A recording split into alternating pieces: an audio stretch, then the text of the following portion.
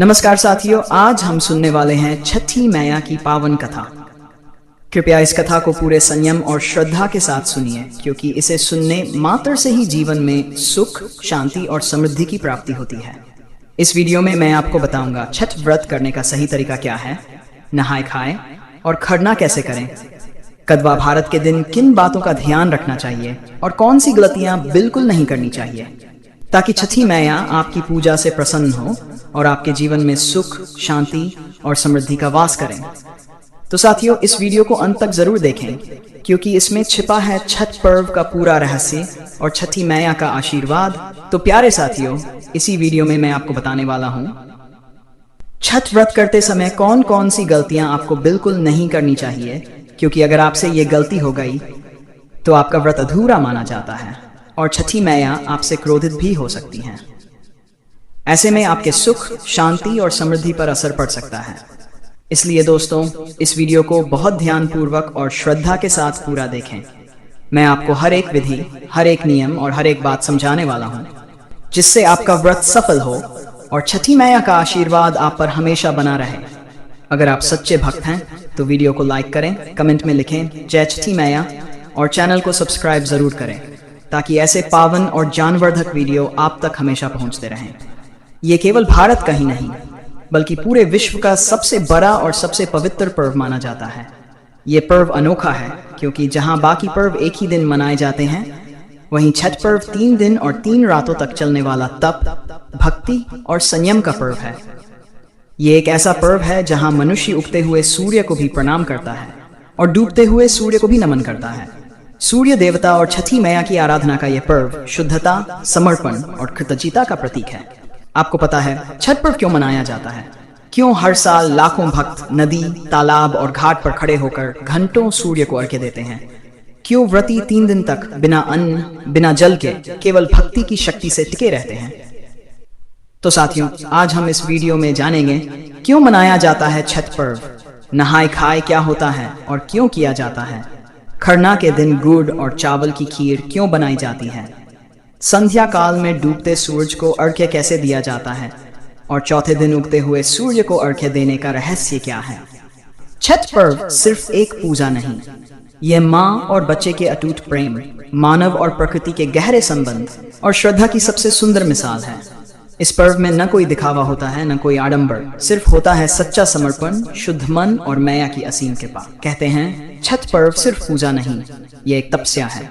यह एक व्रती के मन की शुद्धता और समर्पण की परीक्षा है, जहां शरीर की थकान मिट जाती है और केवल भक्ति और विश्वास बाकी रह जाता है। तो साथियों, अब हम सुनते हैं छठ पर्व की रहस्यमयी कथा, जिसे सुनकर आपके मन में छठी मैया के प्रति आस्था और भी बढ़ जाएगी। छठ पर्व की पावन कथा। छठ पर्व हिंदू धर्म का एक अत्यंत पवित्र और लोक आस्था से जुड़ा त्योहार है। यह पर्व सूर्य देव और छठी मैया उषा षष्ठी देवी की पूजा के लिए मनाया जाता है। यह पर्व कार्तिक मास के शुक्ल पक्ष की षष्ठी तिथि को मनाया जाता है। आइए जानते हैं इसकी कथा। छठ पर्व की पौराणिक कथा बहुत प्राचीन काल की बात है। जब महाभारत काल में पांडवों ने अपना राजपाट खो दिया था, तब द्रौपदी ने भगवान सूर्य की उपासना की थी।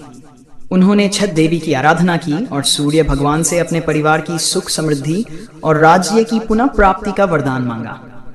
छठी मैया की कृपा से पांडवों का खोया हुआ राज्य उन्हें वापस मिल गया। तभी से छठ पर्व मनाने की परंपरा चली आ रही है। दूसरी कथा, सूर्यपुत्र कर्ण की। कर्ण, जो कि सूर्य देव के पुत्र थे, प्रतिदिन अर्घ्य देकर सूर्य देव की आराधना करते थे। कहा जाता है कि उनकी शक्ति और वीरता सूर्य पूजा का ही परिणाम थी, इसलिए छठ में सूर्य देव को अर्घ्य देने की परंपरा चली। छठ पर्व का धार्मिक महत्व।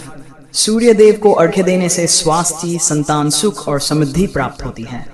छठी मैया को संतान और परिवार की रक्षा करने वाली देवी माना गया है। ये पर्व शुद्धता, आत्मसंयम और श्रद्धा का प्रतीक है। छठ पर्व के 4 दिन नहाए खाए। पहले दिन व्रती स्नान कर शुद्ध भोजन करते हैं। तीसरे दिन डूबते सूर्य को अर्घ्य दिया जाता है। चौथे दिन उगते सूर्य को अर्घ्य देने के बाद व्रत का समापन होता है। इस प्रकार छठ पर्व सूर्य उपासना, पवित्रता और कृतज्ञता का प्रतीक है। जो व्यक्ति सच्चे मन से छठी मैया की पूजा करता है, उसके जीवन में सुख, शांति और समृद्धि आती है। आपने छठ पर्व के पहले दिन नहाए खाए क्यों मनाया जाता है? इसका संबंध शुद्धता, आत्मसंयम और छठी मैया की कृपा प्राप्ति से है। आइए विस्तार से इसकी पौराणिक और आध्यात्मिक कथा जानते हैं। नहाय नहाय खाए का अर्थ। नहाय खाए का मतलब होता है पहले नहा धोकर शरीर और मन को शुद्ध करना, फिर शुद्ध सात्विक भोजन ग्रहण करना। यह दिन छठ व्रत की शुरुआत मानी जाती है। नहाय खाए की कथा पौराणिक माल की बात है। राजा प्रियव्रत की पत्नी मालिनी को बहुत वर्षों तक संतान नहीं हुई। दोनों ने संतान प्राप्ति के लिए अनेक तप और यज्ञ किए, लेकिन कोई फल नहीं मिला। एक दिन राजा ने क्रोधित होकर अपने जीवन का अंत करने का निश्चय किया। तभी छठी मैया षष्ठी देवी प्रकट हुई। मैया ने कहा, हे राजन, मैं षष्ठी देवी हूँ, ब्रह्मा जी की मानस पुत्री। जो भी स्त्री या पुरुष मेरी पूजा शुद्ध मन, शुद्ध शरीर और व्रत से करता है, उसे संतान सुख और जीवन में समृद्धि प्राप्त होती है। मैया के आदेश से राजा और रानी ने नदी में स्नान किया, शरीर को शुद्ध किया और सात्विक अन्न बिना लहसुन प्याज बिना मसाले ग्रहण किया। फिर उन्होंने मैया की पूजा की और कुछ ही समय बाद रानी को पुत्र रत्न की प्राप्ति हुई। इसलिए छठ पर्व के पहले दिन नहाय खाए की परंपरा चली, क्योंकि यह दिन देवी छठी की कृपा का प्रारंभिक द्वार है। नहाय खाए की धार्मिक भावना। नहाय खाए सिर्फ स्नान और भोजन नहीं है, बल्कि एक आध्यात्मिक शुद्धिकरण है। इस दिन व्रती अपने भीतर की नकारात्मकता, क्रोध, लोभ, मोह को धोकर सत्य, शुद्धता और श्रद्धा के भाव से छठी मैया की साधना शुरू करता है। भोजन भी बहुत शुद्ध बनता है। लोहे के बर्तन का प्रयोग नहीं होता। मिट्टी या कांसे के बर्तन में अन्न पकाया जाता है। घर का कोई दूसरा व्यक्ति नहीं खाता। खाना बनाते समय शुद्ध जल, शुद्ध मन और पवित्र स्थान का ध्यान रखा जाता है। आध्यात्मिक अर्थ। नहाए शरीर और मन की शुद्धि। खाए सात्विकता का आरंभ। यह बताता है कि जब तक शरीर और मन शुद्ध नहीं होंगे, तब तक सूर्य पूजा और छठ व्रत का फल नहीं मिलता। इसलिए नहाय खाए के दिन से व्रती अन्न, पाप, क्रोध, अपवित्र विचारों से दूरी रखता है। यह व्रत शरीर से नहीं, बल्कि मन की पवित्रता से पूरा होता है। यह दिन शुद्धता और संयम की शुरुआत है। इसी दिन से व्रती छठी मैया की कृपा के लिए अपने तन मन को तैयार करता है। यह दिन देवी की प्रथम आराधना और आशीर्वाद प्राप्ति का समय है। छठ पर्व का दूसरा दिन होता है। यह शब्द लोक भाषा में खरना या लोहंडा कहलाता है। इस दिन व्रती जो छठ कर रहा है या रही है, पूरा दिन निराहार बिना पानी के रहते हैं। शाम को सूर्यास्त के बाद स्नान करके गुड़ चावल की खीर, चीरी रसिया और रोटी गुड़ की ठेकुआ जैसी बनाकर छठी मैया को अर्पित करते हैं और फिर स्वयं प्रसाद ग्रहण करते हैं। खरना की पौराणिक कथा। प्राचीन कथा के अनुसार जब राजा प्रियव्रत और रानी मालिनी ने छठी मैया का व्रत शुरू किया, तब मैया ने कहा था, हे राजन, दूसरे दिन तुम पूरे दिन उपवास रखो और सूर्यास्त के बाद शुद्ध भोजन बनाकर मुझे अर्पित करो। इस दिन का उपवास तुम्हारे मन, वचन और कर्म की परीक्षा का दिन होगा। राजा और रानी ने उसी प्रकार किया। उन्होंने नदी में स्नान किया, फिर शुद्ध स्थान पर मिट्टी के चूल्हे में गुड़ और चावल की खीर पकाई। यह भोजन न तो मसालेदार था, न ही किसी प्रकार की तामसिकता से युक्त।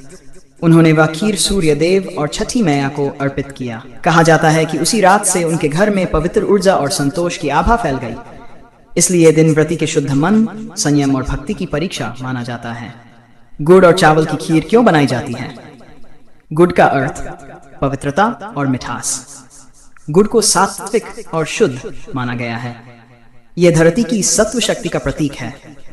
गुड़ शरीर को ऊर्जा देता है और मन को शुद्ध रखता है। इसलिए व्रती गुड़ से बनी चीज खाते हैं ताकि शरीर और मन दोनों शुद्ध रहें। चावल का अर्थ शांति और समर्पण। चावल शुद्ध अन्न माना जाता है। यह अन्न का प्रतीक है जो धरती माता की देन है। इसलिए चावल से बनी खीर सूर्य देव को अर्पित करना अन्न देवता और सूर्य देव के प्रति आभार प्रकट करना है। दूध का अर्थ निर्मलता और प्रेम। दूध पवित्रता, मातृत्व और श्रद्धा का प्रतीक है। यह बताता है कि व्रती का मन अब पूरी तरह से छठी मैया की गोद में शुद्ध हो चुका है। खरना का आध्यात्मिक अर्थ। खरना का दिन व्रती के लिए आत्म संयम और शुद्धता की कसौटी है। पूरा दिन उपवास रखकर व्रती उन भीतर के पाप, क्रोध और अशुद्ध विचारों को त्याग देता है। संध्या के समय सूर्य को अर्घ्य देने के बाद वह खीर का प्रसाद लेकर शरीर में भक्ति, प्रेम और ऊर्जा का पुनर्जागरण करता है। इस दिन से व्रती पूर्ण निर्जला उपवास की तैयारी करता है, जो तीसरे और चौथे दिन संध्या अर्घ्य और उषा अर्घ्य में रहता है। लोक परंपरा और रीति। खरना के दिन घर में या आंगन में मिट्टी का चूल्हा बनता है। उस पर आम की लकड़ी या गन्ने की डंठल से अग्नि जलाकर खीर बनाई जाती है। खीर और रोटी का प्रसाद केवल व्रती ही ग्रहण करते हैं। इसे ग्रहण करने के बाद ही अगले 36 घंटे का निर्जला उपवास आरंभ होता है। अगर आप सच्चे भक्त हैं तो वीडियो को लाइक करें, कमेंट में लिखें जय छठी मैया और चैनल को सब्सक्राइब जरूर करें। ताकि ऐसे पावन और ज्ञानवर्धक वीडियो आप तक हमेशा पहुंचते रहें।